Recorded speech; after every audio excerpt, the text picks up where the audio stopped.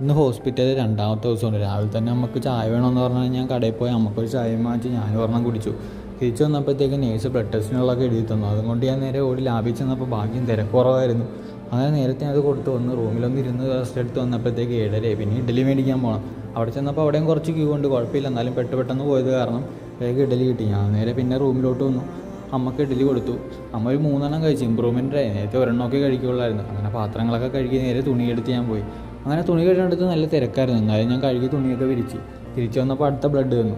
അടുത്ത ബ്ലഡ് നമുക്ക് പുറത്ത് കൊടുക്കണം. HIV ആയത് കാരണം ഇവിടെ താമസവും കിട്ടാൻ. നേരത്തെ കിട്ടിയാലേ വീട്ടിൽ പോകാൻ പറ്റുള്ളൂ. കുറച്ച് പേയ്മെൻ്റ് ആയെങ്കിലും നമുക്ക് നേരത്തെ വീട്ടിൽ പോകാമല്ലോ. തിരിച്ച് വന്നപ്പോഴത്തേക്കും പൊതിച്ചോറിൻ്റെ ടൈമായി. ഒരു പൊതിച്ചോറ് വാങ്ങിച്ചു. ഇന്ന് പൊതിച്ചോറ് കുറവായത് കാരണം അവർ ഒരെണ്ണേ കിട്ടിയില്ല നമുക്ക്.